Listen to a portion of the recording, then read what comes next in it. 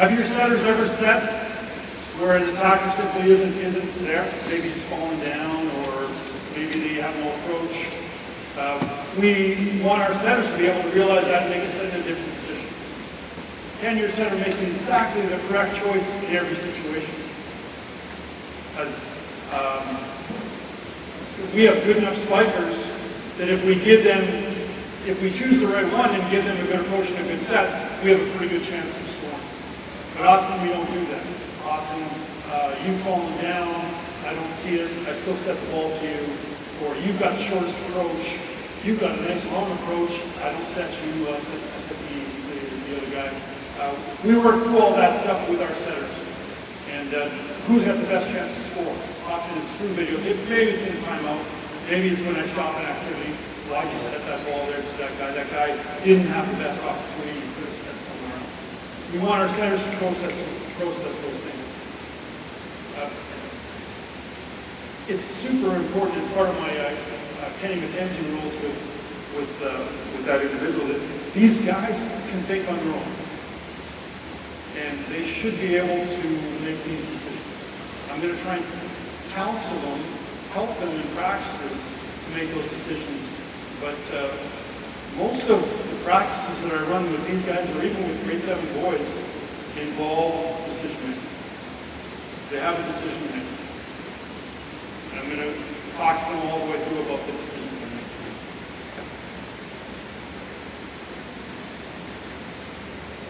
The line above that says individual blocking ready position, where their hands. We talked about that. For the more advanced volleyball programs, there is a school of thought that Russ Paddock blocks a certain way all the time. So if I play against Russ enough, or I see enough videotape, then I don't need to have my setter pick up. I can actually just tell my setter, Russ always leans to his right. Russ always drops his hands. Russ never moves. So we can go through that with our 3 setters before the match, and they can remember, oh yeah, I'm against Russ. Oh yeah, he does this. Excellent. Good.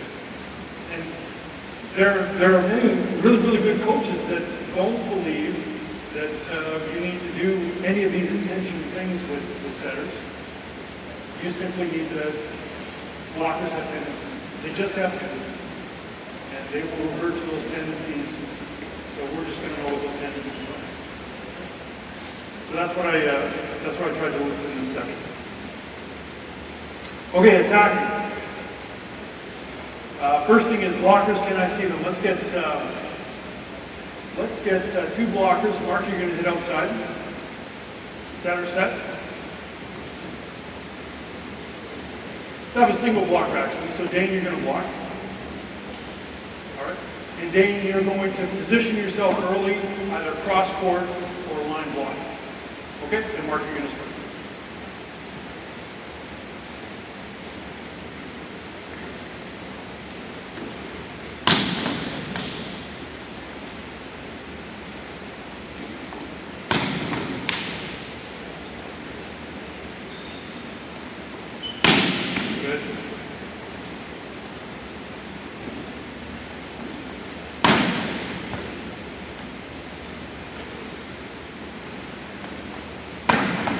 Good.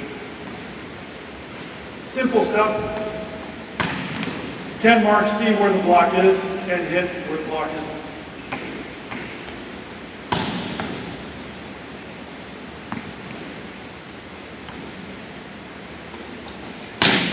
Good. Now, a situation where maybe Mark can't see the block would be what? A high ball. Yeah. Or maybe something from a real bad angle over here. So let's try and make Mark a little better. So we'll give him some of these tough ones where maybe it's got to be higher from an angle. Go.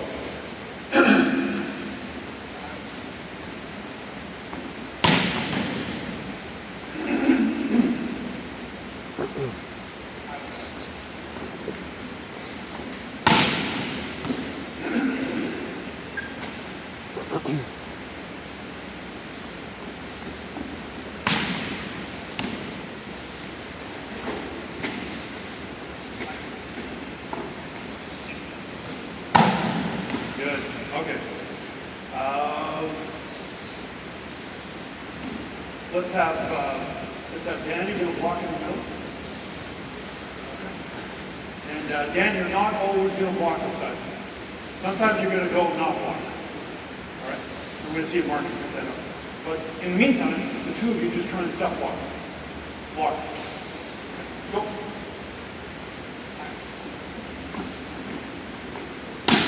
Give him one for his disease.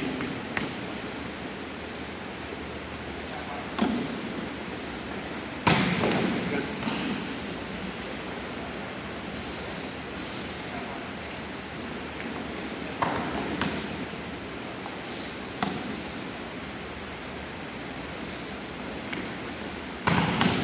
Okay, so now we've got a double block against Mark sometimes, and it's up to Mark to determine if it is a real double block or if it is a single block, and he can get where the single block is, or actually where the single block is. Good. Okay, now we're gonna spice this activity up even more here. I want it either to be Dan or Dane who doesn't block. Okay, so you guys work that out from the signal. Good. And Mark, now I want you sometimes not to jump the spike, not. Okay. And we're going to see if you can get those guys to jump. And if you can get them to jump, then you win, because they're not supposed to jump if you don't jump. Let's go.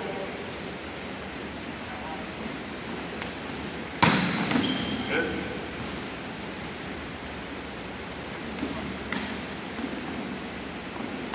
Oh! Nice job, Mark.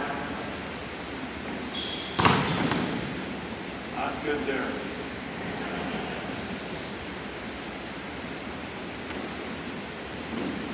Good. Hold on. So why do I have that as an added aspect? Well, I'm trying to make it challenging for the blockers as well. And they're not supposed to jump. The last thing that they look at is the spiker, right? The last thing. And if the spiker doesn't jump, they're not supposed to jump. And the level 1 manual says, NCCP says you're supposed to jump after the spiker jumps. So they're supposed to do that.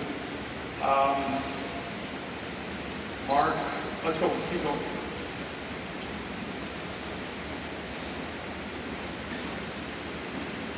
Again. Dave's not sure why he's good.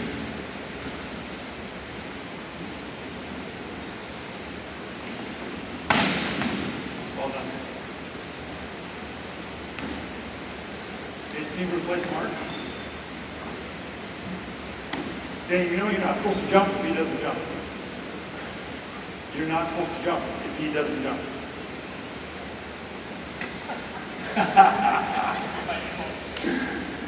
Steve.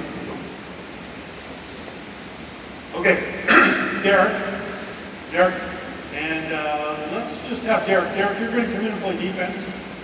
All right. Yeah. Let's have one blocker. So Dan, you and Dane will alternate blocking. And Steve, your job is to spike wherever Derek is. Derek can go anywhere, but you can't go behind the blocker. Okay?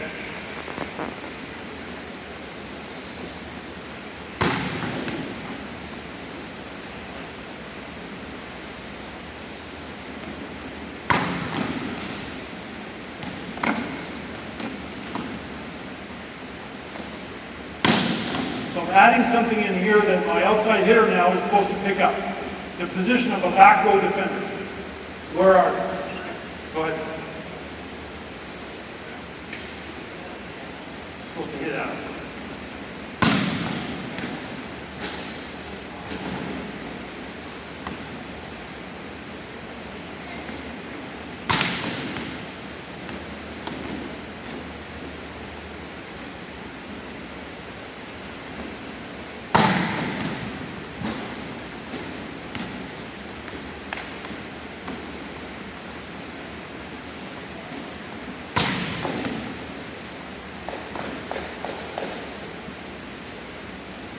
Move around, Derek. Move around.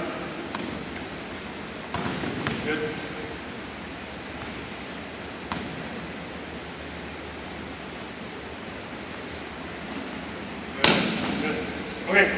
Now, Derek, you're going to be in position 1 now. All right?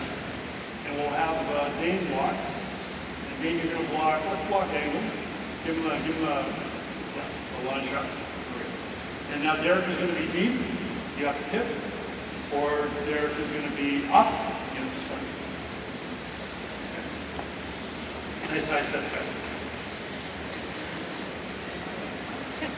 Up or back. You pick. Okay, go.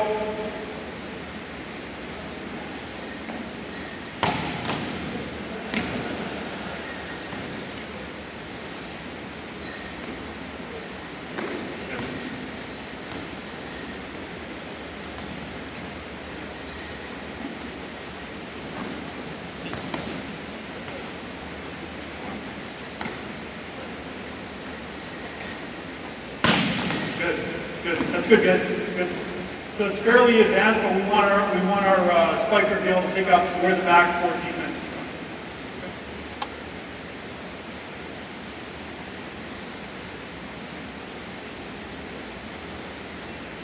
Okay, guys. Let's set up triple 3 blockers. Let's go 2 blockers on the outside. Steve, you're going to spike again, but now Steve, you're going to try and spike into the block and play it up yourself. Okay, recycle. All right. Go. This is us trying to play a ball into a block, bump it back up to ourselves. So lots of situations that we're in as spikers, we can't kill the ball. We're trying not to give up the point, so we're trying to play it into the block softly and play it back up to ourselves. Yes, sir.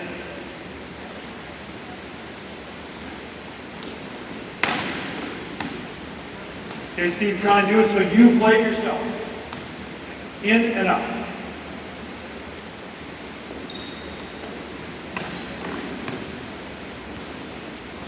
It can be a tip also, Steve. It doesn't have to be a roll.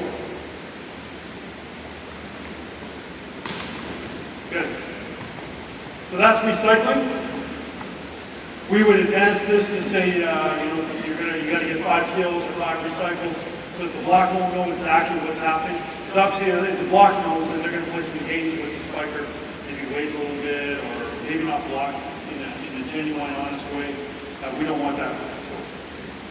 So that's the last point under blocking. Block to recycle the ball. Under attacking it. Where should I place the ball in a non-kill situation? We always want to go towards position 1 and 2, trying to take out a back row attacker or a setter. Serving, where are the receivers initially positioned, and try and serve where they're not.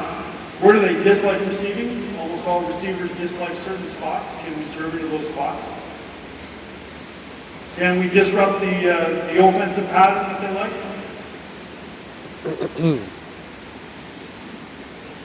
Do you give your kids options when they serve, and are your blockers aware that if I serve into position 2, then we're going to block in position 4?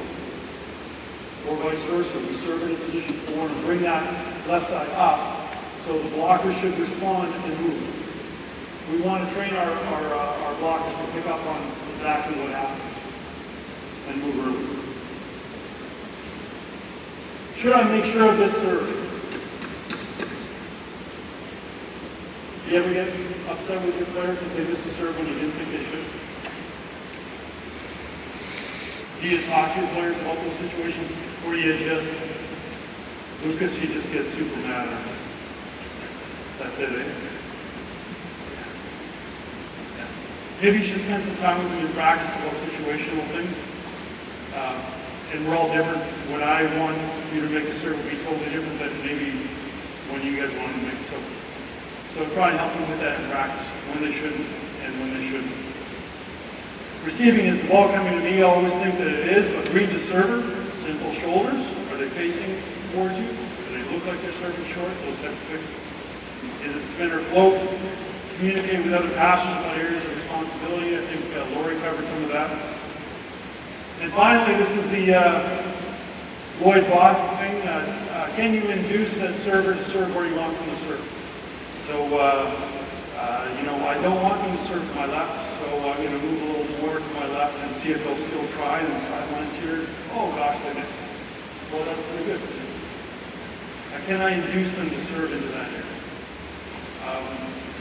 We played last week against Holland again, and some of their receivers started wide, and then our coaches at the back saw that after they started wide, when the server began to serve, they came right to the center, because they were trying to get our service to serve in the open areas, but moved there before the ball was served. So that's pretty good idea. So that's another idea in terms of receiving. Any questions that I can help you with?